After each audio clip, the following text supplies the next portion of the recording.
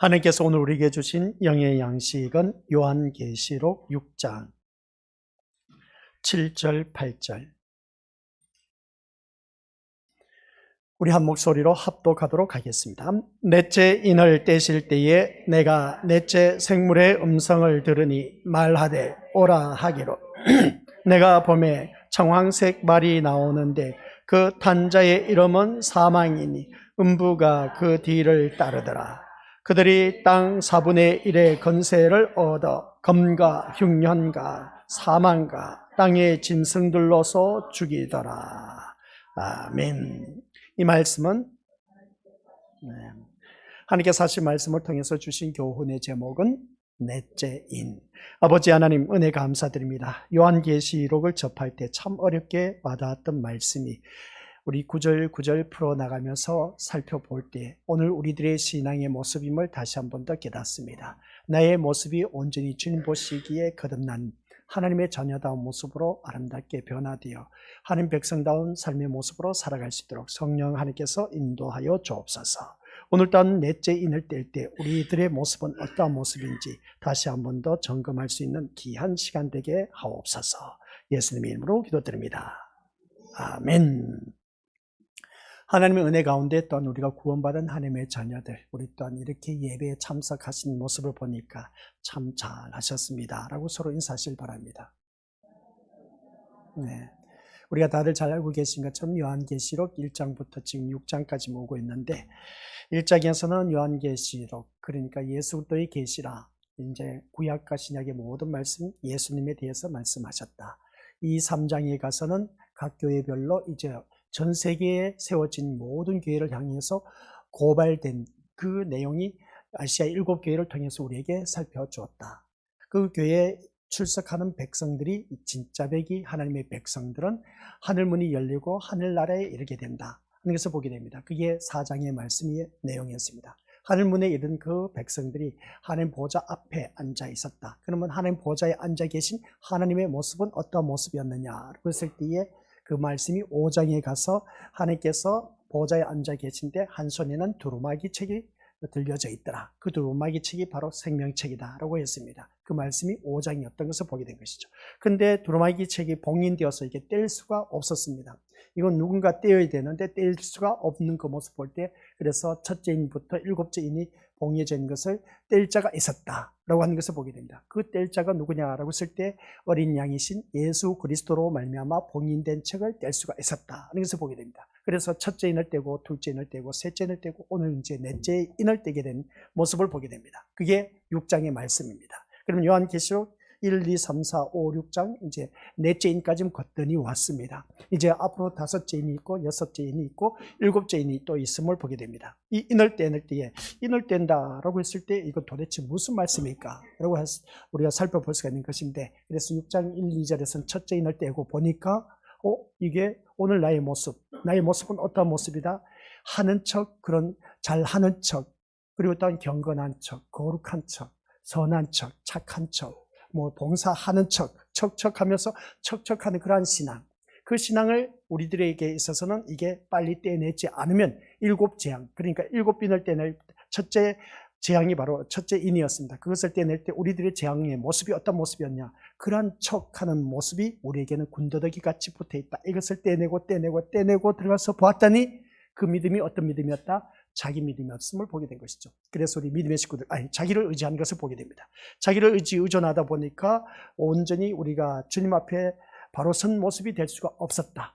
그래서 우리 믿음의 식구들께서는 자기를 더더욱더 의존하다 보면 누구든지 이렇게 하는 척 할 수밖에 없다. 가시적인 것이죠. 그러니까 그러한 신앙생활을 해서는 안 된다. 그러한 신앙생활을 하다 보면 우리에게는 재앙이 다가온다. 그러니까 이것을 빨리 떼내야 된다. 그런 것을 보게 됩니다. 그래서 우리는 자기를 의존할 것이 아니라 누구를? 예수님을 의존하는 모습으로 거듭나야 된다 라는 말씀이 첫째 인이었습니다. 그 다음 둘째 인을 떼고 보니까 나의 모습은 어떤 모습이다? 옆에 사람이 괜히 미워 죽겠어. 시기가 나고 질투가 나고 짜증나고 꼴도 보기 싫고, 그래서 없는 말 만들어서 어떻습니까? 그 상대편을 공격해서 그것을 부스럼나게 해서 못 살게 하고 비난하고 그리고 부정적인 말을 하는 이런 모습이 오늘 우리들의 모습이다. 둘째 인을 떼고 보니까 그런 일들이 나타난다는 것입니다.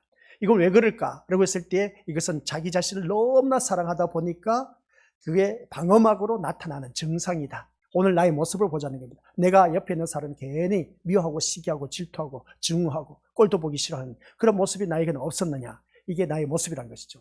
이런 모습이 떼내고 들어가서 봤더니 깊숙이 그 원인의 뿌리가 어디에 있었다? 자기 자신을 너무나 사랑했기 때문에 그러한 현상이 나타나고 있다. 자기를 사랑하면 안 된다는 것이죠. 예수님을 바라봤을 때 자기를 사랑했다면 얼마든지 그 무리들을 향해서 자기를 못 박으라, 십자가에 못 박여 죽으라 했을 때에 다 싸그리 그냥 빗자루를 썰어서 지옥불에 다 쓸어 넣을 수가 있었던 우리 예수님이셨습니다.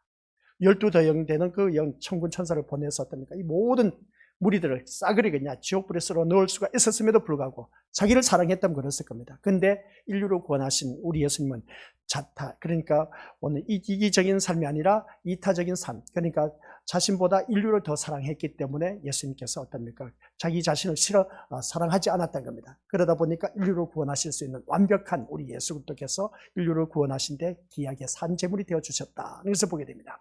그런 모습을 볼 때 둘째 인이 떼어고 나서 보니까 자기를 너무나 사랑했던 모습인데 자기를 사랑할 것이 아니라 하나님을 사랑하는 그 모습으로 우리가 더욱더 거듭나야 된다. 이것을 다시 한 번 더 깨닫습니다. 그래서 우리는 믿음 생활을 한다고 하면서 하나님 사랑하면서 입버릇처럼 말하지만 엄밀히 따지고 보니까 자기 자신을 너무나 사랑했다는 것을 보게 됩니다. 자기 자신을 사랑해서는 안 된다. 이게 두 번째 인을 떼냈을 때 일어나는 현상이었습니다. 그 다음 세 번째 인을 딱 떼고 보니까 어떤 자가 나타났다? 검은 말 탄 자가 나타났습니다.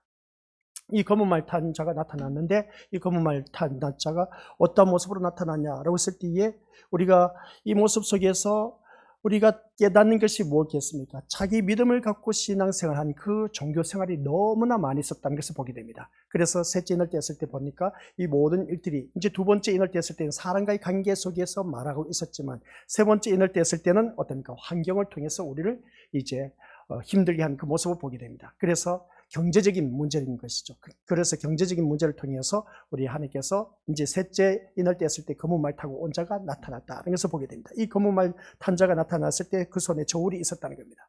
그러니까 저울이 있었다는 것은 경제적인 것을 말하고 있는 것을 보게 되는데, 그리고 우리가 살아가는 모든 삶 속에서 어느 누구든지 살아가는 모든 우리 하나님의 자녀로서 교회에 나올 때마다 이 경제적인 문제를 가지고 세상적인 소망을 갖고 내가 무엇인가 이루기 위해서 또한 내가 교회에 열심히 다니면 헌신, 봉사, 충성하면 잘되고 형통하겠지 하면서 그러한 신앙생활을 하면서 교회에 나온 분들이 참 많은데 이것은 자기 믿음입니다. 자기 믿음이라는 것이죠. 자기 믿음으로 우리가 신앙생활을 해서는 안 된다는 겁니다. 그래서 교회를 다닐 때 우리 한번 생각해보자라고 했습니다. 어떤 일이라고 했습니까? 교회를 다니면 우리 신림교회 다니는 우리 모든 믿음의 식구들이 어느 누구 집은 잘되고 형통하고 날마다 행복하고 기뻐하고 즐거우고 그런 모습을 보게 됩니다. 그리고 하는 사업도 잘되고 남편도 돈 잘 벌고 사업도 성공하게 되고, 근데 어느 집을 바라보니까 내 남편은 돈도 못 벌어, 또 내 자녀들은 속은 썩혀, 공부도 못해, 치질나게. 이 집 가정을 바라보니까 좋은 대학에 들어가고 좋은 학교에 들어가고 또 어떻습니까? 출세도 하고 그랬는데 왜 내 자녀는 그렇지 못하냐는 겁니다. 교회 다니는 사람이 한 지붕 안에 있으면 다 잘되게 해주셔야 되지 않습니까? 그죠? 우리 하나님을 잘 믿으면. 이 사람은 하나님 잘 믿어서 복 받은 것이고, 그러면 여기는 하나님을 제대로 못 믿어서 우리 가정이 이렇게 어려운 것인가? 그렇게 생각할 수 있다는 거죠. 이게 바로 오늘 우리들의 신앙의 모습인 겁니다. 이건 자기 믿음을 갖고 있었기 때문이다. 그래서 보게 됩니다. 우리는 이러한 믿음을 가지고 교회에 나와서는 안 된다. 아시겠습니까?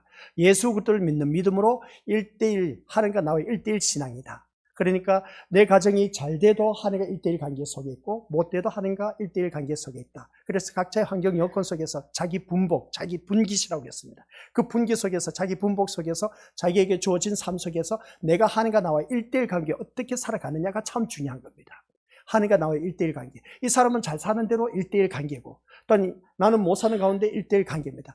아픈 사람, 건강한 사람 바라봤을 때 건강한 사람은 건강한 대로 하나님과 1대1 관계 속에서 그 신앙이 어떻게 바로 서가느냐가 참 중요한 것이고, 내가 아픈 자로서 1대1 하나님과 나의 1대1 관계 속에서 어떻게 신앙생활을 해가는 것이 참 중요하다는 그런 말씀입니다. 근데 우리가 교회를 다니는데 왜 이 사람은 신실하고 믿음 생활 잘하는데 아프게 하느냐는 것이죠. 왜 교회를 잘 다니고 헌신, 봉사, 충성하는데 왜 이 사람은 가난하게 살기만 하느냐는 겁니다. 이쪽에 바라보니까 시답지 않게 신앙생활하고 제대로 신앙생활도 잘 하지도 않는데 이 사람에게는 경제적인 어려움이 없어. 아니 하나님이 왜 도대체 이렇게 하신지 몰라. 그리고 우리가 생각할 수가 있음을 보게 됩니다. 이게 바로 우리 믿음으로서 각자에게 주어진 1대1 관계, 자기 믿음이 아니라 예수 그리스도를 믿는 믿음의 1대1 관계를 말하고 있습니다. 이 사람은 1대1 관계 속에서 우리가 바라봤을 때 못 사는 사람, 이 사람 잘 사는 사람 바라봤을 때 좀 너무나 하나님 불공평해. 사람의 생각은 당연한 겁니다. 불공평한데 근데 하나님께서는 그 형편대로 그냥 하나님께서 주셨단 말입니다. 그런데 이쪽에는 아니야. 그 모습 볼 때 우리가 옆에 있는 사람을 바라볼 것이 아니라 자기 믿음을 갖고 믿음 생활하는 것이 아니라 예수 그리스도를 믿는 믿음을 가지고 하나님과 나와의 1대1 관계 속에서 신앙생활을 제대로 해야 된다. 아시겠습니까? 그래서 신앙생활 제대로 잘 해야 되는데, 근데 우리는 대부분 바라보면 교회 나오면 내 자녀가 내가 이렇게 열심히 헌신, 봉사, 충성하고 물질, 10의 1조와 모든 각종 예물을 하나님 앞에 온전히 드리면 물질 축복 주겠지 하는 그런 믿음으로 신앙생활 한다는 자체는 이거는 종교생활이지 신앙생활은 아니다라는 겁니다. 종교생활은 자기가 이 세상 사람들이 불신, 그러니까 자기 신 앞에 가서 비나이다, 우상 앞에 가서 비나이다 해서 복 받는 것과 똑같은 겁니다. 그리고 교회에 다니는 우리들도 똑같은 모습으로 믿음 생활, 종교 생활을 해서는 안 된다는 것이죠. 우리는 하나님과 나와의 1대1 관계 속에서 신앙 생활이지 종교 생활은 아니다는 겁니다. 그래서 우리 기독교는 종교 생활이 아니라 신앙 생활입니다. 믿음 생활입니다. 이걸 꼭 아셔야 됩니다. 그런데 우리는 다 그냥 종교다원주의다 해서 됩니까? 다 싸잡아서 다 다른 타 종교에도 구원이 있다 막말을 하는 오늘날 목회자들이 얼마나 많은지 모릅니다. 종교다원주의로 외치는 그 모습을 보게 되는데 그런 것에 현혹당하지 마시길 바랍니다. 오직 구원은 예수 그리스도밖에 없다는 사실입니다. 그걸 오늘 우리들에게 말씀해 주셨는데, 그런 가운데 셋째 인을 떼고 나서 보니까 이제 넷째 인입니다. 넷째 인을 떼고 보니까 청황색 말을 타고 나온 자가 나왔네. 그 청황색 탄 자가 이름이 뭐라고 합니까? 네, 사망이라는 이름을 갖고 있습니다. 다른 데서는 그 말을 탄 자의 이름이 안 나와 있는데, 근데 네 번째 이름을 가진 사람이 있음을 보게 됩니다. 그 사람이 누구냐면 네 번째 인을 떼고 보니까 청황색 말을 타고 온 자가 있었다. 그 위에 말을 탄 자의 이름은 사망이라는 이름을 가졌다. 이겁니다. 그래서 그 사망을 갖고 있는 그 사람이 말을 탄 자가 와서 말한 것이 뭐냐 알았을 때에 보니까 우리 믿음의 고스들 이제 6절 말씀 보실 6절이 아니죠. 8절 말씀 보니까 내가 봄에 청황색 말이 나오는데 그 탄자의 이름은 사망이니 음부가 그 뒤를 따르더라 하면서 그들이 땅 4분의 1의 건세를 얻어 검, 흉년, 사망, 땅의 짐승들로서 죽이더라. 이 말씀이 뭔지 아십니까? 이 말씀이 뭔지 아세요? 우리 믿음의 고스들 8절 말씀을 우리가 이해를 하셔야 됩니다. 땅 4분의 1의 건세를 얻었다. 이 말씀 달리 표현해서 땅 4분의 1을 죽일 건세를 내가 가지고 있었다. 그 말씀입니다. 무엇으로 죽이느냐 했을 때에 그 말씀 보니까 탄자의 이름은 사망이다. 그 다음 어떻습니까? 검, 흉년, 사망, 짐승들로 인해서 땅 4분의 1을 죽일 건세를 내가 가지고 있었다. 누가? 청황색 말을 탄 자가 그 땅의 4분의 1을 생명을 죽일 수 있는 건세를 가지고 있었다는 겁니다. 생사하복은 온전히 주님 손아귀에 있다는 것이었습니다. 근데 세상에 이 말씀 바라보니까 그렇습니다. 세상 사람 4분의 1을 죽일 수 있는 권한이 주어졌다라고 하는 것을 바라봤을 때 그게 바로 이 8절 말씀의 내용입니다. 땅 4분의 1이면 지금 인구가 몇 억입니까? 70억입니까? 네, 70억, 뭐 많게는 90억까지 본다고 합니다. 왜냐하면 인원이 파악되지 아니한 그런 나라 종족들이 참 많다는 겁니다. 그런데 80억, 넉넉하게 잡아서 80억입니다. 거기서 4분의 1이면 20억입니다. 20억을 이미 이 사막이라는 말을 탄 자가 죽일 권한을 가지고 있었다는 겁니다. 무엇으로? 그 말씀을 바라보니까 사망, 검과 흉년, 흉년은 기근을 말하는 것이죠. 그리고 사망으로 땅의 짐승을 통해서 4분의 1을 죽일 수 있는 권한을 가지고 있었다 하는 것을 보게 됩니다. 그러면 4분의 1은 이제 물 건너간 인생이지 않습니까? 그죠? 그러면 우리가 이 말씀을 통해서 우리가 다시 한번 깨달으시길 바랍니다. 세상은 죽음 아래에 있다는 사실입니다. 세상은 뭐라고요? 죽음 아래에 있습니다. 아무도 죽음을 피할 수가 있다 없다? 죽음을 피할 수가 없습니다. 그래서 네 번째 인을 떼고 보니까 사망이란 청황색 말을 탄 자의 이름이 사망이라고 하는 것을 보게 됩니다. 그래서 죽음을 피할 수 있는 사람 손들어 보라는 것이죠. 없습니다. 죽지 않고 살아간 사람이 누가 있었습니까? 구약 성경에 에녹이 있었습니다. 엘리야가 있었습니다. 그런 모습 볼 때 우리 믿음의 식구들 그 모습 속에서 그 말씀 이제 나중에 또 다룰 텐데 에녹과 엘리야 죽지 않고 하늘에 올라간 그 모습을 보게 되는데 누구든지 이 세상에 태어나면 죽음을 피할 수가 없다. 그래서 어떤 사람은 병들어 죽기도 하는 것을 보게 됩니다. 갑자기 비행기가 요번에 또 부산에서 뭡니까? 비행기 꼬리에서 불이 나서 이륙하다가 다시 이륙하지 못했다고 했지 않습니까? 그 안에 탄 탑승객이 161명이라고 합니다. 만약에 이륙했을 때 또 어떻게 됐을까? 그 안에 있는 또 귀한 생명들이 이 세상 이별했지 않았을까 싶은 모습을 보게 됩니다. 그러니까 우리 믿음의 식구들 잘 기도 많이 하시고요. 아시겠습니까? 내가 언제 죽을지 몰라.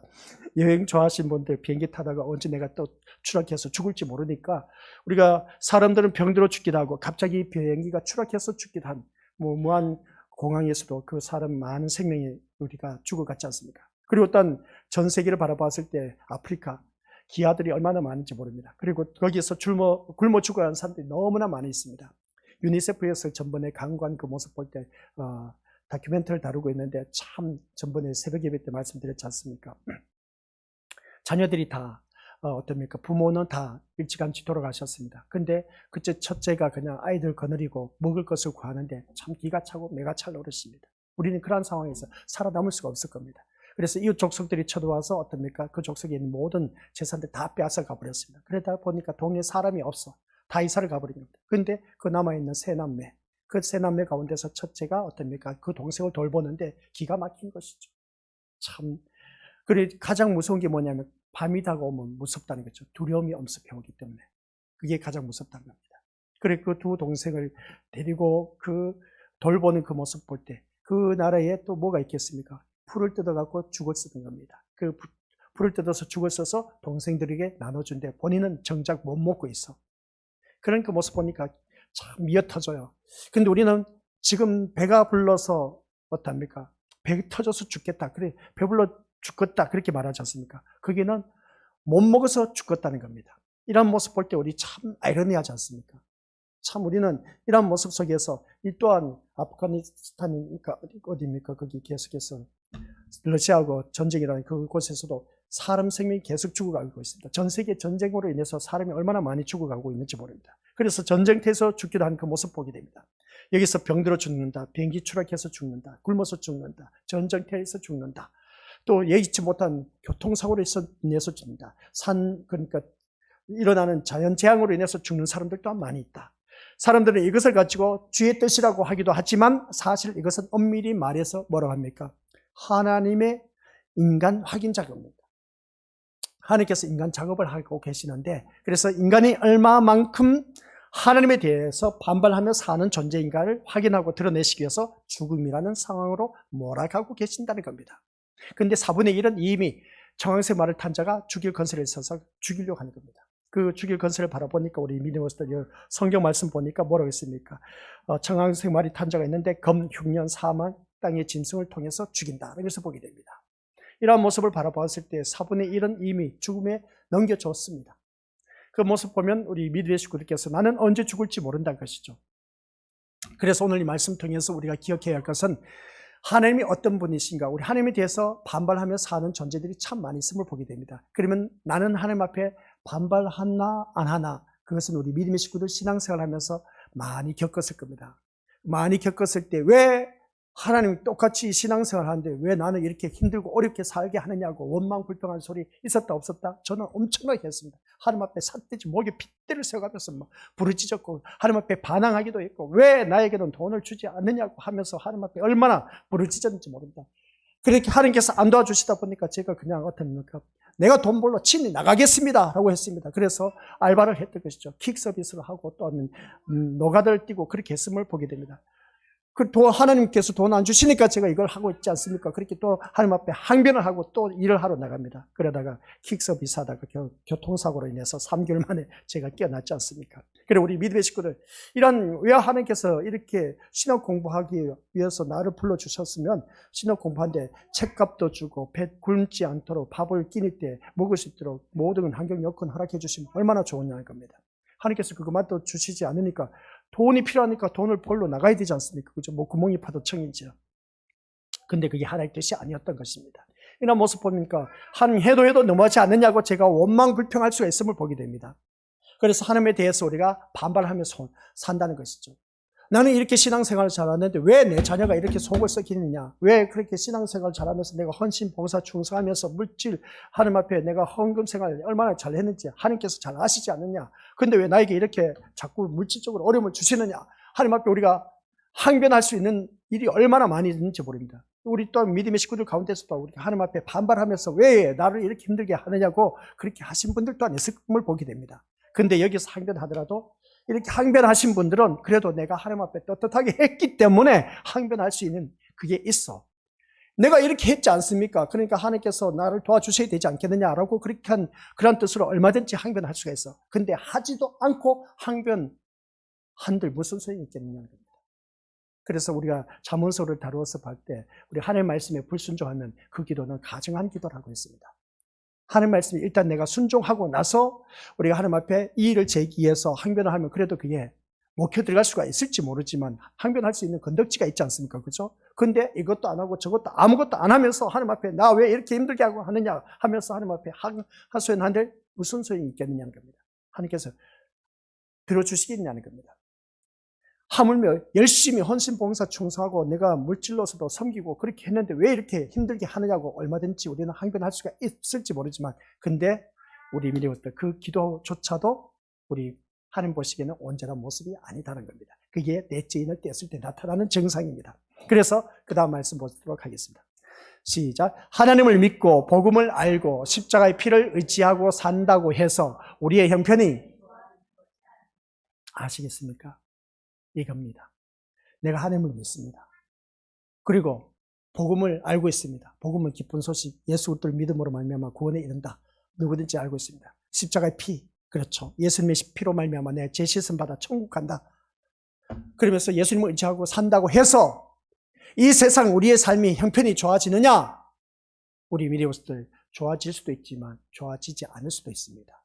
무슨 말인지 아시죠? 내가 예수님을 믿음으로 말미암아 고침을 질병으로 인해서 고통 속에 있다가 고침을 받을 수도 있고 받지 못해서 계속 고통 속에 그 질병과 싸우다가 죽을 수도 있습니다. 사도 바울이 바로 그것이었습니다. 내게 이 가시를 뽑아 주옵소서. 그 사도 바울에게는 어떻습니까? 질병이었습니다. 그게 이 질병 나에게서 제발 뽑아달라. 그랬더니 우리 주님이 하신 말씀, 네 은혜가 내게 족하도다. 그 말씀을 듣고 나서는 두 번 다시 나의 이 가시를 뽑아달라고 하지 않았던 겁니다. 그래서 사도 바울은 일평생 복음을 전파하면서 그 질병을 안고 복음을 전파하다가 순교를 당해서 이 세상 이별을 했습니다. 그런 모습을 바로 봤을 때 여기서 말씀하고자 하는 것이 우리의 형편이 예수님을 믿는다고 해서 좋아지느냐? 좋아질 수도 있고 안 좋아질 수도 있습니다. 우리가 선교하는 양쪽 옆에 엽석교회 사진이 있지 않습니까? 6교회를 세웠습니다. 이 말라이에 그분들이 그 나라의 그 백성들이 어떻습니까? 한결같이 70~80%가 기독교인입니다. 야, 70~80%가 기독교인이면 잘 살게 해주셔야 되지 않습니까? 우리나라는 그게 아니야. 70~80%가 아니야. 그런 모습을 바라보았을 때 우리 미니버스들 여기서는 거기에 뭐 우리나라 많이 잡으면 4분의 1 정도 우리가 크리스찬이라고 하는데 아니요. 4분의 1도 못 됩니다. 한 7분의 1 정도 될까 할 정도입니다. 그런 모습 속에서 이 나라에는 70~80%가 기독교인인데 근데 우리나라에는 그 7분의 1 정도밖에 안 돼. 그러면 어떻습니까? 프로테이지를 따지면 말라이가 훨씬 더 잘 먹고 잘 살고 잘 누리게 해주셔야 된다는 겁니다. 근데 그게 아니야. 근데 우리나라는 7분의 1밖에 안 되는데도 불구하고 엄청난 경제대국이 있습니다. 경제대국이 있으면서 참 부유한 나라, 전 세계 우리나라를 참 부러워하고 있습니다. 그러다 보니까 그렇게 먹고 살기 좋은 나라로 인정받고 있는데 그러면 이것을 바라봤을 때 아니 하나님께서 70~80%나 되는 그 나라 백성들에게 복을 쏟아부어줘서 잘 먹고 잘 살게 해주면 얼마나 좋습니까? 한번 보세요. 옆에 사진을 보면 흙벌판이 다 땅이야. 그냥 공장이라고는 눈 씻고 닦고 찾아볼 수가 없어. 근데 돌아보면 다 흙밖에 없고 잡초 산밖에 없습니다. 산도 뭐 저 멀리 있는 것이지 다 그냥 강렬한 땅인데 땅이 어떤 땅이냐? 우리 미디어워스들 가보신 분들은 알고 있으면 뭘 보게 됩니다. 제주도에 가면 땅이 다 퍼석퍼석하죠. 화산석, 그죠? 화산흙입니다. 그런 것처럼 비가 오면 쭉 빠져버려 그냥. 그런 땅이야. 그런데 70~80%가 된다면 그 믿는 사람이 많으면 그 나라에 하나님께서 복을 주셔야 되지 않느냐는 겁니다. 근데 그게 아니란 겁니다. 이 말씀을 통해서 우리 그것도 기억하시기 바랍니다. 다시금 우리가 신앙생활 해내려가는 데 있어서 하나님을 내가 열심히 믿습니다. 복음을 알고 또한 십자가의 피를 믿고 의지하면서 우리의 형편이 좋아진다고 생각하면서 신앙생활 하지 말라. 내가 이렇게 열심히 하면 내 자녀 잘 된다. 그리고 또 공부도 잘해서 좋은 대학에 들어간다. 내 남편 그리고 하는 모든 일들 다 사업 성공하게 해주고 형통하게 해주시겠다. 아니요. 그게 아닌 겁니다. 이 말 들으면 맥 빠지죠. 맥 빠지라고 하신 말씀입니다. 맥 빠져야 됩니다. 아니 예수 믿으면 교회 다니면 잘 돼야 되지 않습니까? 그죠? 아니요.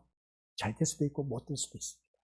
그러면 교회 다니는 사람 다 잘 돼야 되지 않습니까? 그죠? 근데 우리가 셋째 인을 뗐을 때 우리 경제 원리를 다루면서 야 나는 예수 믿어서 이렇게 복 받았다. 근데 믿지 않는 사람 뭐라 합니까? 야 웃기는 소리 하지 마. 난 교회 안 다녀도 너보다 더 잘 살아. 난 교회 안 다녀도 너보다 재산 더 많아. 할 만한 사람이 어디 있습니까? 그러니까 경제 원리를 가지고 하나님 앞에 내가 복 받았다 그런 말 하지 말라고 했죠. 세상 사람들은 하나님 안 믿으면서도 어떻습니까? 복 받습니다.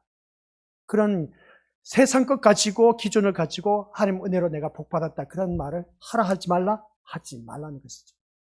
나에게 있어서 이것을 우리가 다시 한 번 더 기억해야 할 것은 이 말씀입니다. 우리의 형편이 더 좋아지는 것은 아니라는 겁니다.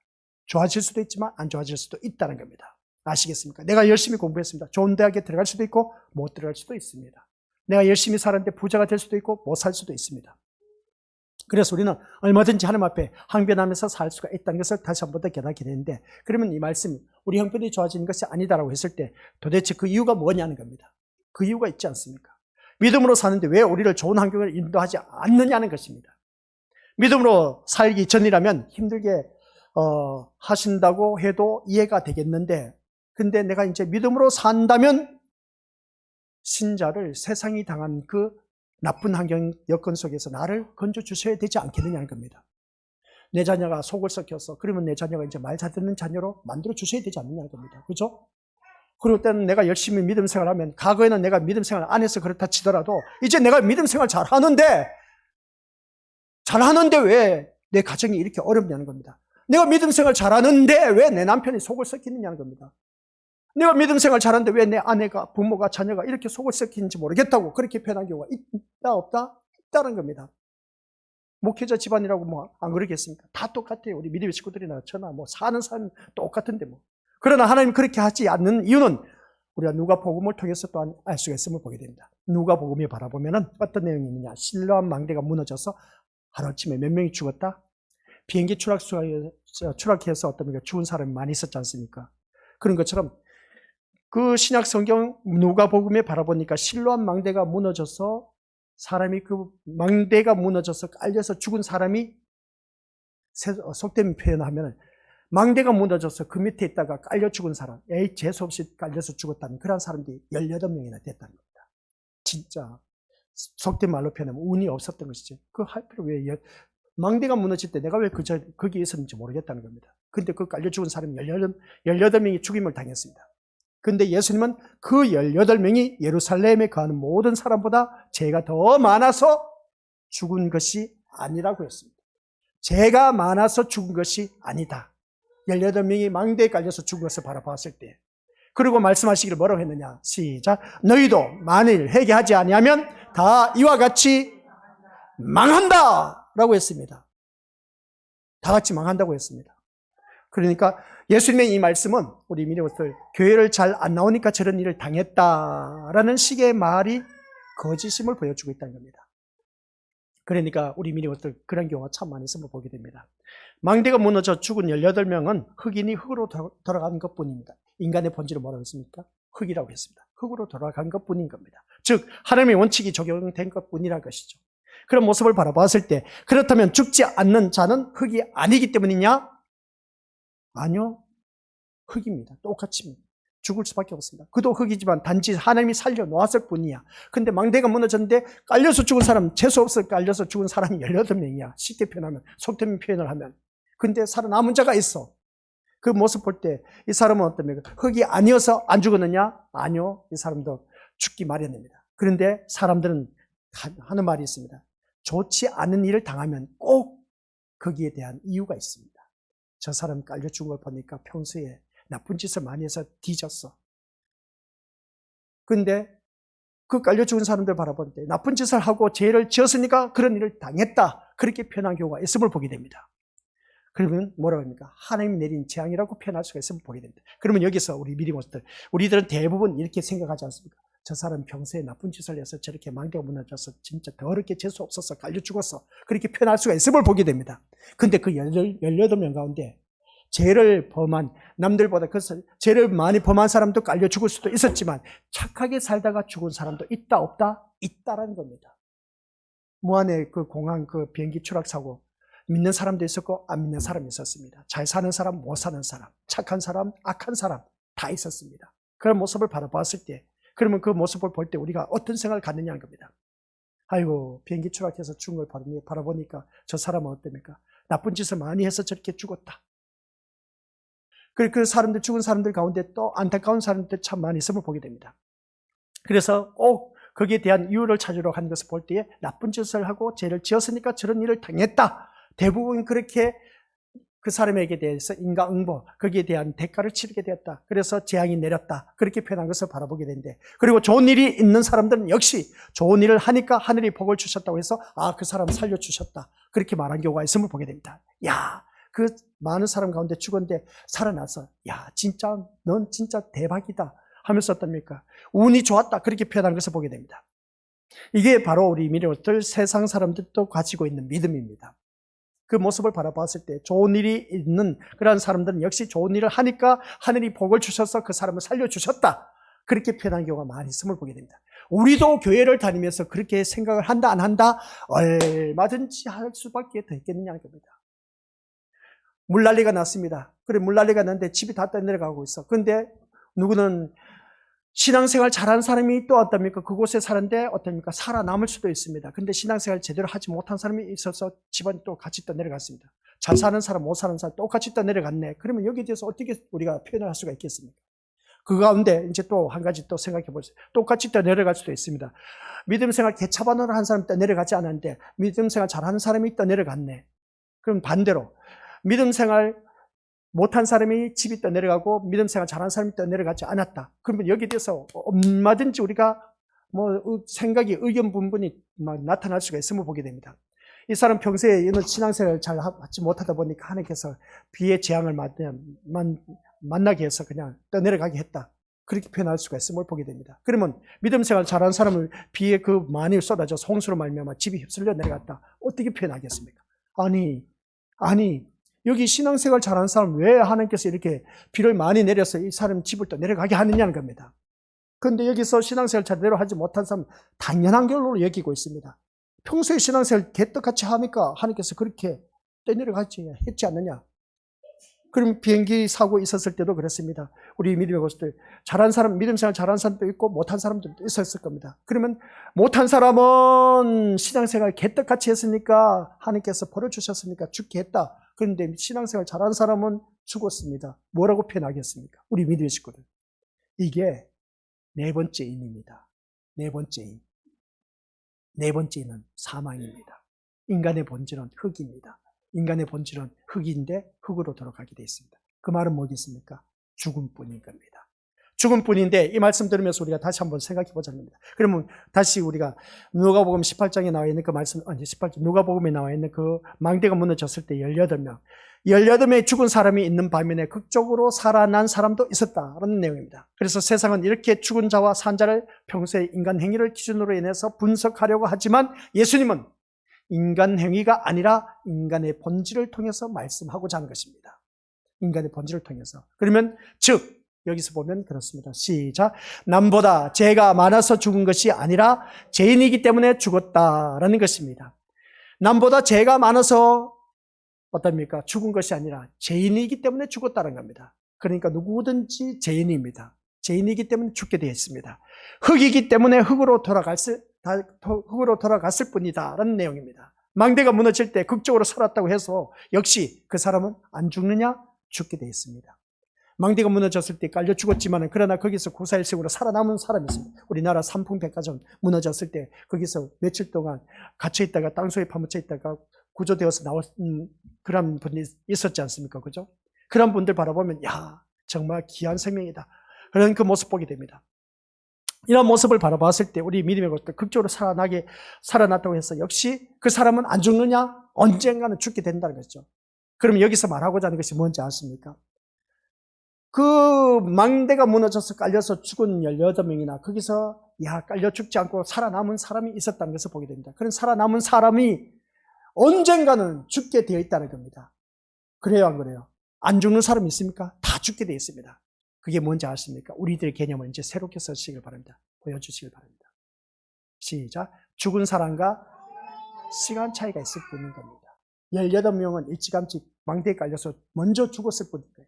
시간차로 내가 이제 그 죽지 않고 살아남았다는 것은 나도 언젠가 죽을 수밖에 없어. 시간차밖에 없습니다. 시간차. 시간의 차이뿐인 겁니다. 먼저 죽는 사람, 먼저 죽는 이유가 있었을 것이고, 뒤늦게 죽는 사람, 뒤늦게 죽는 이유가 있었을 겁니다. 그러면 여기서 우리가 이제 생각해야 됩니다. 죽은 사람과 시간 차이가 있을 뿐이지, 그때 내가 안 죽은 것, 정말 우리는 교회 다니면서 뭐라고 합니까? 이것은 하나님의 은혜라고 말합니다. 근데 그 망대에 깔려 죽은 사람 가운데 이제 신앙생활 잘하는 사람이 있다고 생각해 보시길 바랍니다. 그럼 그 사람이, 아이고, 죽었네. 아이고, 저 사람 신앙생활 하는데 왜 하나님께서 데려가셨지? 아이고, 참 안타까워라. 제가 그랬지 않습니까? 제가 고등학교 대구에 다녔기 때문에 대구에 복현동에 있었습니다. 거기에 아침 새벽 기도 갔다 오신 권사님이 강도에 칼에 찔려서 죽었습니다. 이거 있을 수 있는 일입니까? 교회 다니는 사람이? 아니, 새벽 기도 갔다 오는데 그게 조금 개발되지 않았기 때문에 그게 참 어둡고 막 스산해요. 좀 다니기가 좀 머리가 삐죽삐죽해 그냥. 언제 어디서 강도가 나타나도 뭐 누가 뭘 할 사람이 없어. 근데 거기서 새벽 예배 마치고 돌아온 권사님이 칼에 찔려 죽었습니다. 우리 믿음의 식구 이거 신문에 아주 대서특필나고 그때 당시에 또 TV에도 나왔습니다. 새벽 기도 갔다 온 권사님 한 분 강도에게 칼에 찔려 죽었다. 대문짝하게 나왔습니다. 시끌벅적했던 것이죠. 그래서 그 지역이 어떤지 아십니까? 새벽 예배가 다니신 분들이 별로 없었습니다. 새벽 예배 나가면 또 죽을까 봐서. 아니, 하나님께서도 참 너무하시지. 새벽 예배 갔다 오시는데 그 권사님 좀 지켜주시면 안 됐나? 그 강도로부터. 근데 왜 강도에게 칼에 찔려 죽게 했냐는 거죠.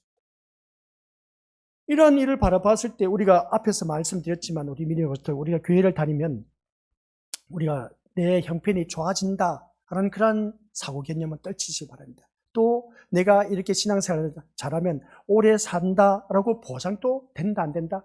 보장될 수도 있지만 보장될 수가 없을 수도 있습니다. 그러니까 우리가 살아가는 모든 삶 속에서 오늘 말씀 이것은 우리가 다시 한 번 더 생각해 봐야 되는 겁니다. 사람이 죽는 것은 시간 차이가 있다는 겁니다. 그 시간차가 있기 때문에 우리는 여기서 우리가 무엇을 깨달아야 되냐는 겁니다.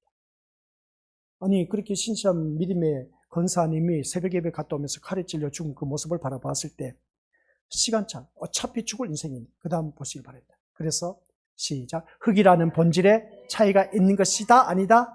흙에는 본질의 차이가 없습니다. 우리는 다 흙이야. 죽으면 누구든지 땅에 파묻혀. 땅에 안 파묻힐 사람이 있으면 손들어 보라는 것이죠. 다 파묻히게 되어 있습니다. 흙이란 본질에 차이가 있는 것이 아니라는 겁니다. 다 죽기 마련인 겁니다. 죽기 마련인데 그러면 누구든지 죽을 수밖에 없는 우리들의 인생인데 그러므로 그 다음 말씀 보시기 바랍니다. 말씀대로 살면 하나님이 좋은 환경으로 인도해 주실 것이다 라는 생각은 갖는다 안 갖는다? 누구든지 가질 수가 있습니다. 내가 이렇게 신앙생활을 잘하는데 말씀대로 순종하는데 하나님께서 당연하게 좋은 대로 좋은 환경으로 나를 이끌어 가실 것이다 라는 것은 두말할 것도 없다 라는 것을 보게 됩니다. 이 생각은 인간의 본질을 망각한 착각인 겁니다. 우리 것들 착각 속에서 신앙생활 하지 마시길 바랍니다. 이 착각 속에 사는 신앙이 나에게는 네 번째의 재앙입니다. 재앙. 착각에서 빨리 벗어나라는 겁니다. 이 우리들이 인간의 본질을 빨리 깨달으라는 겁니다. 이 인간의 본질을 깨닫지 못하면 이 착각 속에서 신앙생활하는 경우가 너무나 많다는 겁니다. 우리 것들 다시 한 번 더 기억하시길 바랍니다. 이러한 착각 속에 우리 믿음의 것들 사는 그런 하나님의 자녀들이 있어서는 안 된다는 것이죠. 다시 한 번 말씀드립니다. 말씀대로 살면 하나님이 좋은 환경으로 인도해 주실 것이라는 생각 누구든지 할 수가 있습니다. 이거는 우리들의 착각인 겁니다. 앞에 말했지 않습니까? 좋은 환경으로 살게 하실 수도 있지만 그렇지 않을 수도 있다. 자, 그러면 우리 12사도 보자는 겁니다. 12사도를 바라봤을 때 그들은 하나님의 말씀에 순종해서 복음을 전파하다가 다 한결같이 죽임을 당했습니다. 순교를 당했습니다. 어떻게 설명하겠습니까? 구약의 선지자들 어떻게 되겠습니까? 하나님의 메시지를 받고 그대로 전했는데 이스라엘 백성들이 다 멸시천대하고 외면해버리고 감옥에 쳐놓고 죽이게 했습니다. 아니 어찌 그럴 수가 있냐는 겁니다. 아니 하나님께서 그렇게 메시지를 받아서 전하는 그러한 자들에게 그 복음을 전파하면 그 메시지를 전하면 하나님께서 보호해 주셔야 되지 않느냐는 겁니다. 그런데 보호해 주시지 않고 그냥 감옥에 그냥 내버려 두는 겁니다. 한번 생각해 보자는 겁니다. 내가 선지자야. 근데 하나님 메시지를 받아서 이 백성들에게 전했네. 근데 이 백성들이 그 말을 기뚱에도 듣지 않고 어떻습니까? 외면해버립니다. 오히려 나를 어떻게 그냥 외면에 왕따시키고 감옥에 쳐놓고 죽이게 했던 그 모습 보게 됩니다. 구약의 이스라엘 백성들. 신약의 사도들도 그렇습니다. 그런 복음을 전파했는데 죽게 했다는 겁니다. 순교당하게 했다는 것입니다. 그러면 여기에 대해서 우리는 어떻게 설명해야 되느냐는 겁니다. 이걸 알아야 돼. 그래서 네 번째 인을 떼니까 그 말 탄 자가, 청색 말을 탄 자 이름이 뭐라고 해요? 사망이라는 겁니다. 사망이라는 것을 조직에 하는 것을 보게 됩니다. 그런데 그러한 환경 여건 속에서 우리가 깨달아야 할 것이 뭐다? 죽음이 내 눈앞에 왔다 할지라도 우리 믿는 것들 두려워할 것이 아니라는 겁니다. 누구든지 죽을 수밖에 없어. 죽을 수밖에 없는데 우리들 인간의 본질은 흙으로 돌아가게 돼 있어. 근데 한결같이 선지자들도 그렇고 어떻습니까? 사도들도 그렇고 죽음을 두려워하지 않습니다. 순교를 당했다는 것이죠. 이 말씀 속에서 우리가 그러면 예수 그리스도를 믿음으로 말미암아 신앙생활 잘하고 말씀대로 순종 잘하면 하나님께서 좋은 환경을 여건으로 인도해 주실 것이다. 순종하면 복 받는다. 제가 얼마나 외쳐왔는지 모릅니다. 맞는 말씀입니다. 맞는 말씀인데 그럴 수도 있지만 안 그럴 수도 있다는 겁니다. 그래서 이제 계시록을 다루면서 새롭게 우리 믿음의 식구들에게 전합니다. 예전에는 계시록 다루기 전에는 말씀 순종해서 손해볼 것도 없다. 손해봅니다. 말씀 순종하면 우리 믿는 것들 바보 취급당할 수도 있습니다. 말씀 순종하면 우리 것들 되는 일도 안 되는 경우도 있음을 보게 됩니다. 그러니까 우리가 세상 것을 가지고 판단하지 말라는 겁니다. 말씀 순종했을 때 잘 될 수도 있고 못 될 수도 있지만 근데 거기서 무엇을 알아라? 하나님과 나와의 1:1 관계 속에서 너희의 믿음을 보고 있다는 겁니다. 우리들이 신앙을 보고 있다는 겁니다. 그걸 우리가 제대로 알아야 되겁니다. 우리들의 본질을 제대로 알자는 겁니다. 어차피 너도 죽을 인생이라는 겁니다. 죽을 인생이기 때문에 그러면 너는 어떤 마음 자세로 살아가야 할 것인가를 우리에게 너무나 확연하게 잘 보여주고 있다는 그런 말씀 내용입니다. 그래서 오늘 이 자리에 앉아 계신 우리 것들 그 다음 말씀 보여주실 겁니다. 시작. 신자가 말씀으로 산다고 해서 제가 가벼워지는 것은 또 아닌 겁니다. 말씀대로 살면 제가 가벼워져야 되지 않습니까? 그죠? 아니요. 그리고 그리스도의 피를 믿는다고 해서 제가 사라지는 것도 아닌 겁니다. 무슨 말인지 다시 위로 올려주실 바랍니다. 말씀으로 산다고 해서 제가 가벼워진 것도 아니다. 아니면 그리스도의 피를 믿는다고 해서 제가 사라지는 것도 아니고 그러면 이것도 아니고 저것도 아니고 뭐란 말입니까? 하실 수가 있지 않습니까? 여기서 이제 반기를 가져야 됩니다. 반항을 해야 되지 않습니까? 다시 위로 올려주시기 바랍니다. 말씀으로 산다고 해서 제가 가벼워지지 않는다? 아니 말씀으로 사는데 왜 제가 가벼워져야 되지 않겠냐는 겁니다. 그리스도의 피를 믿는다고 해서 제가 사라져야 되지 않느냐는 것입니다. 근데 아니란 것이죠. 왜 그럴까? 다만 가릴 뿐인 겁니다. 내 죄 그리고 어떤 우리 믿음으로 살아가는 삶 속에서 어느 누구든지 그렇습니다. 말씀을 통해서 내 죄가 가려질 뿐이란 겁니다. 또 그리스도의 피로 인해서 우리 죄가 사라지는 것이 아니라 가려질 뿐이란 것입니다. 사라지면 얼마나 좋겠습니까? 근데 가려질 뿐이에요. 근데 우리 그것도 한번 생각해 보시기 바랍니다. 근데 죄를 범해놓고 또 똑같은 죄를 범하고 있네. 그 죄가 사함 받았습니까? 똑같은 죄를 범한다니까요. 부모 공경하라고 했는데 지질나기도 이놈 자식 혼날 때는 알았습니다. 잘못했습니다. 기도해놓고 어떻습니까? 잘못했습니다. 회개 기도해서 그 회개 기도가 그 죄가 사라졌냐? 또 다시 보니까 이놈이 또 부모를 속썩이고 있네. 우리 미래에서 어떻게 생각하십니까? 죄가 사라졌습니까? 가려졌습니까? 가려진 것뿐이에요. 그러면 이거 어떻게 될까? 평생 우리가 신앙생활하면서 가려진 이 인생으로 살아갈 수밖에 없습니다. 그래서 우리가 말씀대로 산다고 해서 죄가 가벼워진 것도 아니고 예수 그리스도의 피를 믿는다고 해서 이 피가 내 죄가 사라진 것도 아니라는 겁니다. 다만 가려질 뿐이라는 겁니다. 그러면 그 다음 말씀으로 죄 없는 자로 여김을 받을 뿐이라는 겁니다. 죄 없는 자로 여김을 받을 뿐이다. 너가 죄가 없다고 할지라도 내가 죄를 범하지 않느냐? 죄 범할 수밖에 없습니다. 그래서 우리는 예수 그리스도를 믿음으로 말미암아 의인이 되었습니다. 의인이 됐는데 죄를 안 범합니까? 범하고 있지 않습니까? 다만 죄 없는 자로 여김을 받을 뿐이다 하는 것을 보게 됩니다. 그래서 그 다음 보면 시작. 믿는 자나 안 믿는 자의 죄는 동일하다는 겁니다. 믿는 자나 안 믿는 자는 죄는 동일합니다. 그래서 비행기 사고로 죽고 굶어 죽는 사람들이 우리보다 죄가 더 많아서 그런 것이 아니다라는 겁니다. 아시겠습니까? 그러면 기아에 허덕이는 아프리카 사람들을 보면서 저주받은 땅이라고 말합니다. 결국 우리는 굶어 죽지 않고 곡식이 풍성한 땅에 살고 있으니까 축복을 받은 자라는 것을 알 수가 있음을 보게 됩니다. 그러나 하나님이 누구는 저주하시고 누구는 축복하시는 분이 아니란 겁니다. 그러면 자, 좋습니다. 말라기에는 7, 80%가 기독교인이야. 그리고 우리나라는 한 7분의 1, 8분의 1 정도밖에 안 돼, 솔직히 말해서. 그 프로테이즈를 따지면 우리나라는 진짜 믿는 사람이 더 적어. 근데 왜 잘 먹고 잘 살고 경제 대국에 이르게 해주셨느냐? 근데 저 나라는 7, 80%나 되는데 왜 가난에 허덕이느냐 하는 것입니다. 이 말씀을 통해서 하나님이 누구는 저주하고 누구는 축복하신 분이 다 아니다?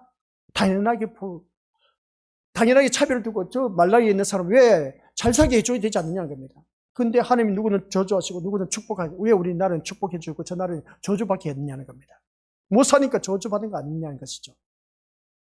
여기서 우리 미래를 또 기억하시기 바랍니다. 이제 오늘 여기까지는 전해야 할 수밖에 없는데 모든 인간이 하나님의 저주 아래에 있을 수밖에 없습니다. 하나님의 저주 아래에 있다 보니까 죽을 수밖에 없는 인생이고 그것을 보여주기 위해서 아프리카 사람들을 굶어 죽게 하는 것을 우리 눈에 보게 하여 주신 겁니다. 야, 그러면 우리가 대한민국에 태어나서 사는 거 진짜 행복하지 않습니까? 그죠? 그런데 아프리카 내가 태어나지 않는 것만 해도 진짜 이건 감사할 일이야. 제가 이렇게 말씀드리면 우리 그것도 빨리 캐치를 해야지. 아프리카 사람이 내가 만약에 저 아프리카의 사람들 저쪽에서 태어났다면 저렇게 굶어서 죽어갈 수밖에 없는 내 인생인데 나는 이렇게 잘 먹고 잘 살고 배가 불러서 배 터서 죽겠다 이렇게 표현할 정도인데 그런 그 모습을 바라봤을 때 우리 믿음으로들 저 사람들은 먹고 살기 위해서 돈을 벌지만 우리는 살 빼기 위해서 돈을 벌고 있습니다. 완전 반대의 개념이야. 이런 모습 볼 때 우리 믿음으로들 여기서 우리가 무엇을 깨달아야 되냐는 겁니다. 저 사람들 그 모습 볼 때 비참하게 죽어가는 그 모습을 보면서 우리가 무엇을 깨달아야 되냐는 것이죠. 우리 역시 그들처럼 비참해야 할 존재란 겁니다. 나도 역시 저 굶어 죽는 사람들 바라보면서 나도 비참하게 죽어가야 할 인생이라는 것을 빨리 깨달으라는 것이죠. 그리고 또한 흙에 지나지 않음을 증명하고 있다는 것입니다. 그런 그 모습을 보면서 너도 그렇게 저렇게 비참하게 죽어갈 수밖에 없는 인생이야. 근데 저 사람도 굶어서 죽어가는 것이 비참해 보이지만은 우리는 있어서 비참하게 죽어가는 그런 인생이란 겁니다. 참 아이러니해요. 하나님은. 저 사람들은 굶어 죽어가는 것이 참 비참하게 보이는데 우리는 있어서 풍부해서 풍성해서 비참하게 죽어간다는 겁니다. 어떤 사람이 더 비참할까? 저 사람들은 먹지 못해서 굶어 죽어가는 것이 더 비참할까? 아니면 배가 불러서 죽어가는 게 더 비참할까? 두말할 것 없이 굶어 죽어가는 사람이 더 비참하게 보일 것 같아 우리가 느껴질 겁니다. 그런데 있지 않습니까? 우리는 배부름으로 인해서 비참하게 죽어가는 자들입니다. 그런 그 모습 볼 때 우리 믿음의 식구들 여기서 우리가 깨달아야 할 것이 있다는 겁니다. 무엇을 깨달으라는 것이냐라고 했을 때에 제발 좀 우리 믿음의 식구들 정신 똑바로 챙기시기 바랍니다. 저 사람들은 먹을 것이 없어서 비참하게 죽어가고 있지만 우리는 풍부해서 비참하게 죽어가고 있음을 보게 됩니다. 그러면 내가 뭐가 비참하냐는 겁니다. 뭐가 비참하냐는 것이죠. 저 사람들 먹을 것이 없어서 비참하다고 했지만 나는 풍성해서 비참하게 죽어가고 있다는 겁니다. 뭐가 비참하냐는 겁니다. 우리가 다른 것 생각하지 마시고 비참해야 할 존재이고 죽어야 할 흙에 지나지 않음을 증명하는 것인데 우리 것도 여기서 지금의 여건이 우리가 귀하다거나 가치 있는 존재이기 때문이 아니라 하나님의 은혜임을 알아는 겁니다. 하나님의 은혜라는 걸 아시기 바랍니다. 야, 진짜 이 말씀을 하기 위해서 네 번째 자 이름이 뭐라고요? 사망이라는 이름을 주셨습니다. 그래서 여러 예를 많이 들었습니다. 굶어 죽는다, 비행기에 추락해서 죽는다, 교통사고로 죽는다, 자연재해로 죽는다 했을 때 누구든지 죽음을 맞이할 수밖에 없다. 그런데 거기서 살아남았다 해서 그 살아남은 사람이 안 죽느냐? 어차피 그 사람도 죽게 된다. 다만 그곳에서 내가 죽지 않고 시간 차이가 있을 뿐이다. 어차피 나도 죽을 인생이다. 죽을 인생인데 아프리카 사람들 바라봤을 때 먹지 못해서 굶어 죽는 그 모습 볼 때 비참하게 죽었다고 하지만 우리는 있어서 비참하게 죽어가고 있다. 그러면 없어서 비참하게 죽는 사람, 있어서 비참하게 죽는 사람 이것을 바라볼 때 그래도 나는 있어서 죽는 것이 그래도 비참한 건 더 낫지 않느냐라고 생각하실지 모르지만 이 말씀을 통해서 우리가 기억해야 할 것은 우리는 있어서 비참하게 죽을 인생이 되어서는 안 된다는 겁니다. 그래서 죽어서 비참하게 풍성해서 비참하게 죽어가는 그런 인생이 되지 않으려면 무엇을 알아라? 하나님의 은혜를 좀 알고 살아가라는 겁니다. 내가 왜 너가 이 땅에 태어나서 잘 먹고 잘 살게 해주고 그래 풍성하게 살게 해주는지 아느냐? 이건 전적인 하나님의 은혜라는 것은, 그래 다들 입으로는 그럽니다. 하나님의 은혜라고 고백하지만은, 그러나 우리 민족들 입으로는 고백하지만 사실은 하나님의 은혜가 아닌 겁니다. 이게 네 번째 인할 때고 보니까 우리들이 실체가 된 이제 드러나는 겁니다. 그 다음부터는 이제 다음 시간 말씀 전하게 되는데, 그 다음 말씀 전할 때 이 말씀 꼭 읽어보고 오시기 바랍니다. 주보에 그 다음 읽어서 꼭 읽어보고 오시기 바랍니다. 은혜임을 알아는 겁니다. 은혜임을 안다면 그 다음 우리가 어떻게 살아가야 될 것인가, 그 다음 이제 내용이 쭉 나옵니다. 그럼 읽어보고 오시면 빨리 이해가 되실 겁니다. 그러면 우리 것들 이제 네 번째 인할 때 했을 때 사망입니다. 사망이 좋은데 누구든지 죽을 수밖에 없다. 근데 일찍 죽는 사람, 늦게 죽는 사람, 교통사고로 빨리 가는 사람, 이번에 눈 사태, 눈이 많이 와서 교통사고로 죽은 사람들 또한 있습니다. 명절날 때.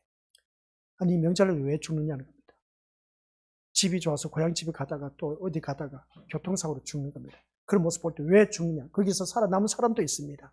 비행기 추락사고로 인해서 살아남는 사람, 죽는 사람. 그리고 또 어떻습니까? 저 아프리카처럼 굶어서 죽는 사람, 그리고 배가 불러서 죽는 사람.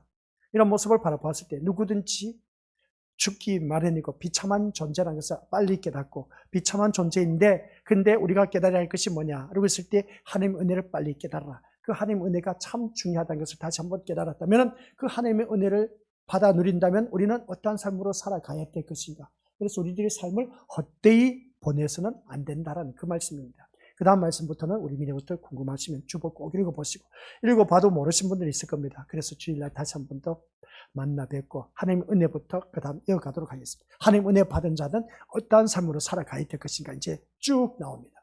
쭉 나오면 이제 머리에 또 오르죠. 내가 하나님의 은혜를 받아서 그러면 지금 풍성하게 살아가고 있어. 야, 기적과 같이 살아가고 있네. 내가 언제 죽을지 몰라. 그러면 우리는 어떠한 일을 해야 된다? 이제 머리에 또 오르지 않습니까? 쭉쭉쭉 나와야 됩니다. 그게 바로 네 번째 인할 때였을 때 주어진 삶의 모습인 겁니다. 아시겠습니까? 아버지 하나님 은혜 감사드립니다.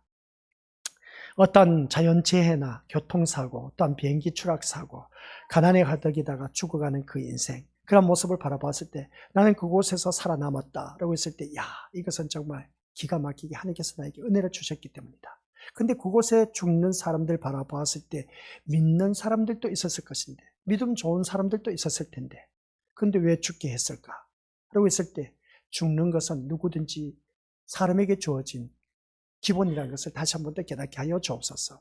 사망이라는 것은 누구에게든지 주어질 수밖에 없는 것인데, 다만 시간 차이로 내가 늦게 죽는 것뿐이라는 것을 다시 한 번 더 일깨워지게 하옵소서. 비참하게 죽는 것이나 배불러서 풍성하게 살다가 비참하게 죽는 것이나 똑같이 죽는 것은 같지만은, 그러나 우리들의 삶은 지금 살아가고 있다는 것을 다시 한 번 더 일깨워지게 하옵소서. 살아가는 나의 모습은 전적인 하나님의 은혜라고 했습니다. 그러면 하나님의 은혜를 받은 나는 어떠한 삶으로 살아가야 될 것인가? 이것이 바로 네 번째 인할 때였을 때에 사막이라는 이름을 갖고 청황새 말을 타고 있는 자의 이름을 바라보게 됩니다. 그 4분의 1의 건세를 가지고 죽음의 건세를 가지고 죽이게 하는 그 모습을 보게 됩니다. 아버지 하나님, 이 사망에서 벗어날 자가 누가 있겠습니까? 누구든지 죽을 수밖에 없는 인생. 그렇죠? 우리는 하나님 은혜 감사하면서 사는 아버지 하나님 백성 되게 하옵소서. 예수님의 이름으로 기도드립니다. 아멘.